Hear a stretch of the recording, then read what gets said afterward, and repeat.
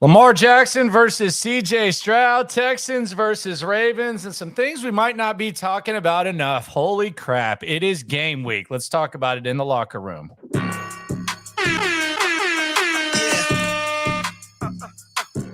Yeah, it's the locker room on YouTube. You know what it is. Let's get it. Hey, locker room. Yeah, we in the locker room. Texas talk. Yeah, you know what we about to do. Localize every angle's what we really do. We the source. We the pulse of the city too. Landlocked. Got the game in the headlock. Localize every time. Can't stop, won't stop. Yeah, we top two and we not too. Plugged in daily digital on YouTube. We got taste for days, opinions to give, we got takeaways. Welcome to the locker room, number one source for Texans daily digital content. I'm Landry Locker. You can hear me Monday through Friday, 10 to 2 on Sports Radio 610 and the Odyssey app. You can see me right here in the locker room. Appreciate you for coming through. You've come to the right place to get the pulse of what's going on with the Houston Texans from someone that's actually in the mix. Talk to players weekly, talk to coaches weekly at every game. Live this stuff. So please like, subscribe right along, whether you're a Texans fan or not, or you just want to get the pulse of what's going on. The Texans are in business, and the Texans got a game on Sunday, which is a week from today. Lamar Jackson versus CJ Stroud. Now, obviously, there's a little bit more to it than that, and if there weren't, quite frankly, I don't know that would be something. Well, I do know that wouldn't be something that you would be feeling too optimistic about from a Texans POV. But there are a couple of things that I do think kind of matter when it comes to Lamar Jackson, and maybe they don't, but I do think that there are some things that do matter, and there's a lot of hope with the Texans, and there's a lot of skepticism with the Texans. They've earned a lot of that skepticism. Random Looker says, I hope the Ravens defense sucks so it can be a shootout. I really don't think the Ravens defense sucks, but I do think the Texans defense might be better than we give them credit for. You have 5 new starters on the squad. You got some guys with high ceilings. You have a defensive coordinator who brings a system that is a lot more favorable to the one that they ran last year. So I wouldn't bet on the Ravens defense sucking, but I wouldn't bet on the Texans defense sucking either. Does that mean they're going to be a top 10, top 5 defense? Probably not, but they've been near the bottom of the league the last few years. I think you could see very much see a situation where this is a top half-ish defense, and they have a lot of playmakers that might be able to force turnovers, which can kind of be an equalizer. So I do anticipate that to be a thing. Jamari Baker says that they hope the game is close. Right now it's a 10-point spread. The Baltimore point total is 27. The over-under in the Texans is 17. So we will see what goes on with that when it comes to the Texans. Here's the thing, and Logan asks a good question. Do you think the defense can neutralize Lamar Jackson? And that's obviously the key to any game. Can you neutralize the opposing quarterback? And when you're facing one of the most athletic quarterbacks in the entire NFL, and a guy who has had his way with a lot of teams, I think it's a fair question to ask. My thing that I want to bring up here when it comes to neutralizing Lamar Jackson is, and again, these things might mean nothing, but they could very well mean something. And I think there's actually a chance that it could be something that benefits the Texans. How much do they benefit from it? I don't know. But we're talking about a guy in Lamar Jackson who played his last NFL game December 4th, 2022. That will be 280 days from the opener. Lamar Jackson will be playing his first game in 280 days. Now, sometimes that doesn't matter. Sometimes guys will step back on the field and they won't miss a beat. It's like riding a bike. Like you know how to throw the ball, you know how to run the ball, you know how to play football. So he doesn't miss a beat. He goes on the field, and 280 days after his last game, that Lamar Jackson goes out there and looks the same. Here's the thing, though. Here's the thing. What's changed? You say like riding a bike. What's changed for Lamar Jackson the next time he steps on the field? And again, this may mean nothing. His system and his weapons have changed. Now, you can make a case that the weapons are better than they've ever been. You would probably be right. They've had the worst receiving production in the NFL the last couple of years. He's got a new system. Todd Monken comes over there from Georgia. He's got a new system. They're talking about Lamar Jackson controlling things more at the line of scrimmage. And they're talking about Lamar Jackson perhaps running less and throwing more. I'm a Lamar Jackson fan. I'm not one of these guys who questions Lamar Jackson's arm talent. I'm not one of these guys who questions a lot about Lamar Jackson. Lamar Jackson's one of my favorite players. I enjoy watching Lamar Jackson. I'm a Lamar Jackson defender. I'm not a Lamar Jackson hater. But is it possible that running a new system for the first time in his NFL career and trying to get on the same page with new weapons and not playing a football game in 280 days, could there be a little bit of rust with Lamar Jackson? The other thing, and this works both ways, he doesn't really know what he's looking at from the perspective of the Texans defense.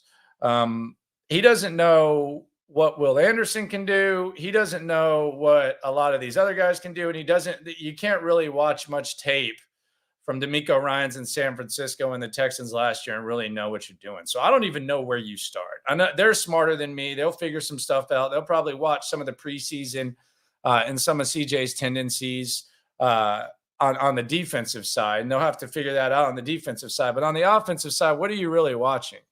I guess you're going to give Will Anderson attention.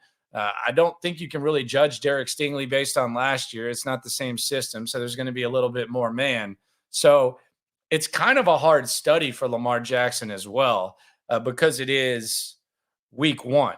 Now, is there any familiarity and is there an adjustment advantage? Like maybe this plays into favor with Lamar. Maybe it plays into favor with the Texans, but it just seems like there's a lot of potential context clues to where, as great as Lamar Jackson can be, and we've seen Lamar Jackson be the best player in the league over the course of an entire season. We've seen him be one of the most explosive players in the history of football at the position.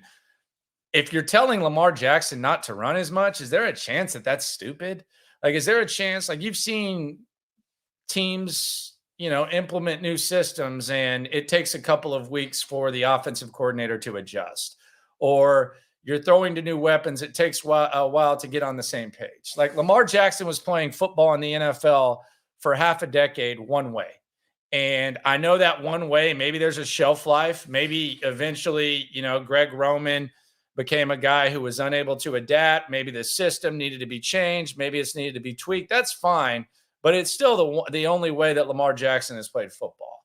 And I don't know too many people who watch Lamar Jackson play, including yours truly, who, as I said earlier, is a big Lamar Jackson guy, and say, he really needs to run less, or he needs to go to the line of scrimmage and really have more control of what's going on. That seems like a big adjustment.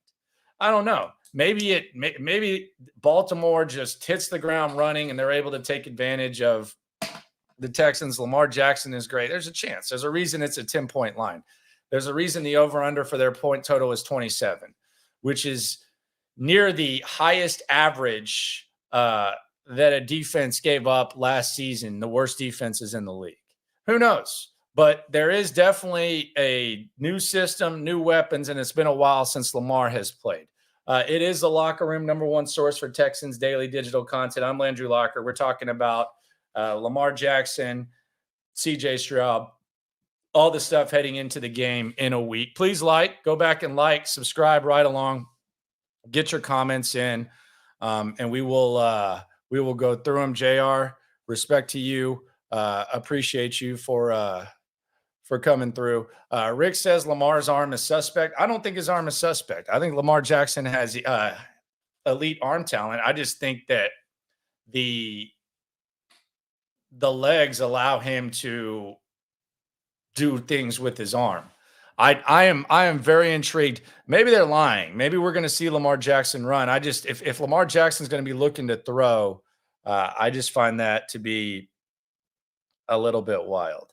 Doesn't really seem to make a lot of sense. And JR, you're right. It's like telling Vic to hold on to the ball instead of running up. We'll see what happens. Yes, the Baltimore Ravens have a new AC. We did mention that, Dave. That is a fact. His name is Todd Mulkin. We mentioned it. And he's going to give Lamar Jackson more control at the line of scrimmage, and they're talking about running less. I'm talking, but the whole point is Lamar Jackson's never played this way before. He's only played one way. He's only played in that system, although it was, as a full-time starter from beginning of year to end of year, really in just one system. Now let's look at the other side of things, though, because the Baltimore offense versus the Texans D is interesting. It's unknown versus unknown. It's a new offensive system with Baltimore, and then it's a new defensive system with the Texans. So I'm always intrigued, and I asked Jimmy Ward about this when he joined me. What are you watching here? Like, what exactly are you supposed to watch? And he said maybe like a combination of Georgia last year, although they don't have Lamar Jackson. They had Stetson Bennett. Maybe a combination of just Lamar's tendencies. You can study receivers, but it seems like a pretty tough study.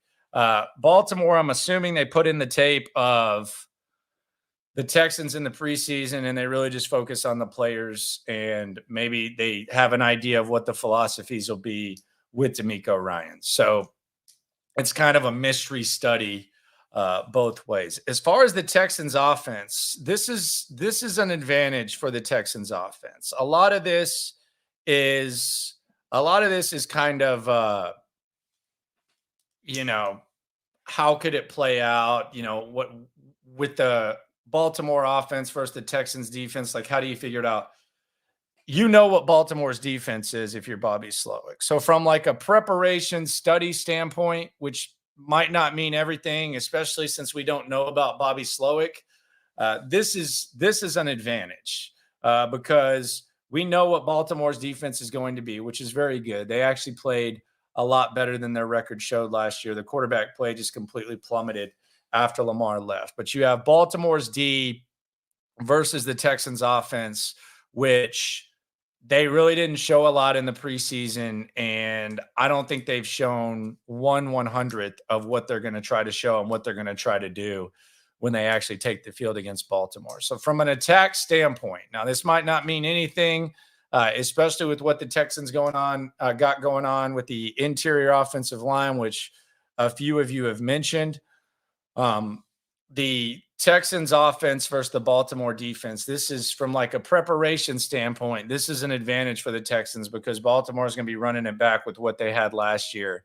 And the Texans are going to be implementing a new style. So just from a preparation standpoint, not an overall standpoint, from a preparation standpoint, that's an advantage for the Texans. Then we have the third phase, and this is going to be interesting because a lot of NFL games are close. Even, the highest favorite of week one, it's usually, 10, 13 points is the highest favorite. If it gets higher than that, it's not like college football. That's wild.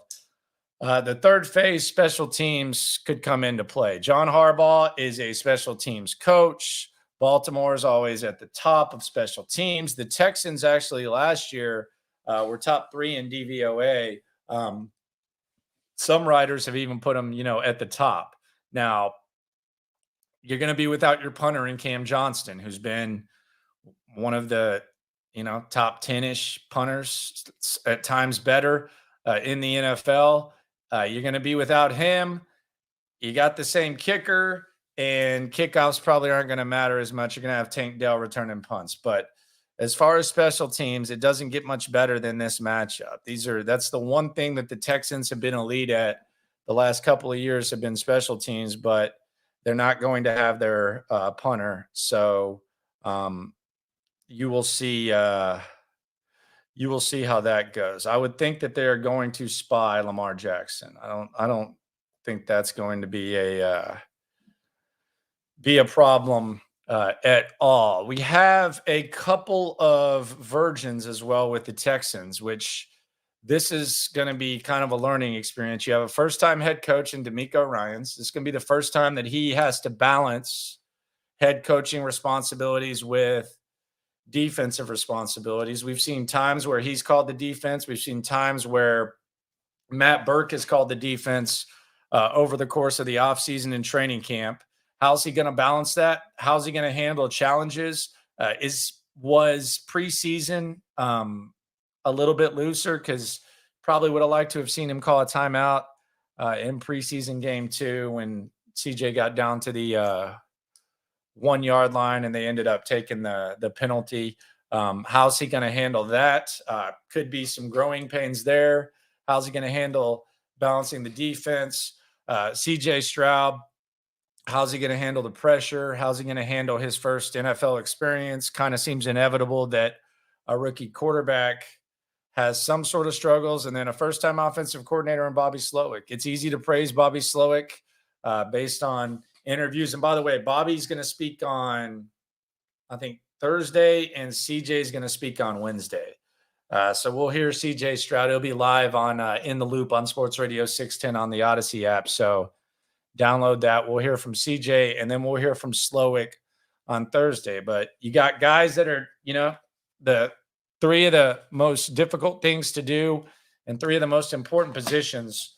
4, if you count defensive coordinator with D'Amico Ryans, they're going to be balancing that. So that's something that the Texans are going to have to be dealing with. Malkin's actually been in the NFL before as an offensive coordinator, so it's not his first NFL go around, although he did come from Georgia, so it's his first time with the Lamar Jackson and with this offense. So we will see how it all goes. Like, subscribe, right along. We're going to have lives throughout the week. Post-game show immediately after.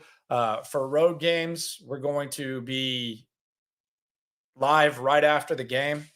Normally we can get about 1,000 deep in post-game shows. And on home games, I'm actually at the game. So I go in the locker room, not this locker room, that locker room, and get those interviews and then come on a little bit later there. So that's what we got planned for this. Appreciate everyone for coming through. Miguel says, can we talk about sports betting here? Always. Although I didn't have a very good week. Lost on the over-under of the UTSA versus Houston game. But I'm not one of these asshats who's just going to randomly, throw out sports bets. The over-under in this game is 44. The Texans point total is 17. Baltimore point total is 27, and Baltimore is a 10-point favorite. So that is the extent of what I got. Got a Ravens fan in the building. What's up, AB? Ravens fan here. Your offense needs to worry about defensive tackle. Are you talking about JM? Remember I said so. He's an absolute beast who's been playing next to Calais Campbell. Wouldn't surprise me. It would be very, very Baltimore-like to just have, a random beast. As a matter of fact, I would be surprised if there weren't random beast. I actually very much appreciate that heads up. And that there's nothing better than when, different fans pop in and give you kind of the pulse of what's going on with their squads. That's kind of what this is all about, not just for Texans fans, but for people to get a pulse of this. So I would fully anticipate that. And quite frankly, if you have a beast D tackle, this is probably the right time for him to be facing the Texans, because on the interior offensive line, the center and left guard, we have no idea who is going to be playing center and guard. Both of those guys are hurt. Quite frankly, the left guard was bad to begin with. And the best option might be someone who didn't play an offensive snap last year in Dieter, depending on if they're going to elevate him from the practice squad. So if you have beastie tackles, then shout out to you, my man. That'll be fun and it'll be cool. We'll see what happens. I would say this, though. I would look out for the defensive tackle on the Texans. I think Malik Collins, I know you've probably heard of him. He kind of looks like a completely different level of player right now than he has the last couple of years. I could see him elevating his play significantly in that system. So I'll look out for y'all's D tackle. You look out for Malik Collins. Will Anderson, I think you're probably aware of his work. So we'll see what happens here. If they're going to go Patterson at center and Dieter at left guard, fasten your seatbelt and hope that Bobby Slowick can kind of figure some stuff out. I'm with you, Kevin. You should be nervous about this offensive line. Jerome says it's sad. We're scared to say any part of the Texans could be good. LOL, SMH. I mean, I'm not scared to say the Texans defense is going to be good. I think it's going to be a top half defense. I just don't, you're going from last to, to creeping up. So I think it can be a really good defense. I'm not going to say a damn thing about the offense. Now, Primetime V says Will Anderson can't go out there just flying. He's got to be conservative coming off the edge. He said he's just going to rush. I don't know if that's smart. We'll actually talk about that in the show, but he said he's just going to rush and not overthink it. He said in college, there have been times where he kind of overthought it and he didn't get the quarterback as much as he should. I just don't know that Lamar Jackson is Hendon Hooker or whoever the hell Will is talking about not rushing enough. So I would be a little bit careful. Lamar having his hands full with the defense, don't know. But I do think the defense is going to be better than people think. How many rush attempts will Pierce have?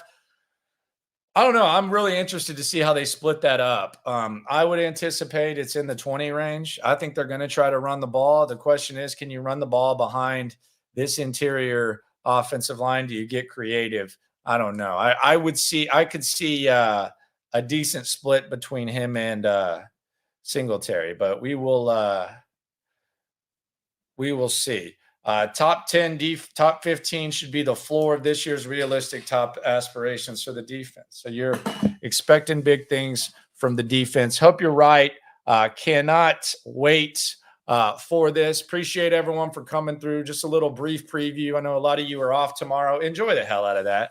It's football season. If you're off, no matter what you do, enjoy the hell out of that. I'm still going to work. I'm going to be on the air. I'm not going to miss a show the week of this week. This is going to be one of the most incredible weeks of pigskin that we have. And of course, it all builds toward this game. And I appreciate everyone for riding along throughout the off season. Thank God we're going to get in that game routine, and thank God for all of you. Please like, subscribe, ride along. Again, Lamar Jackson, last NFL game, December 4th, new system, new weapons. Texans got a new head coach, new offensive coordinator, new defensive coordinator. That's the head coach, new quarterback.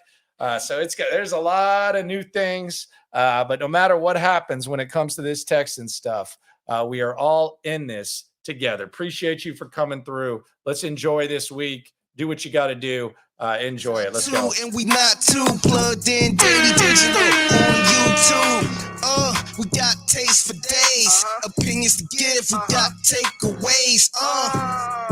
If it's up, then it's up. We number one. You don't need to try your luck. Locker room, yeah, we in the locker room. Texas talk, yeah, you know what we about to do. Localize every angle.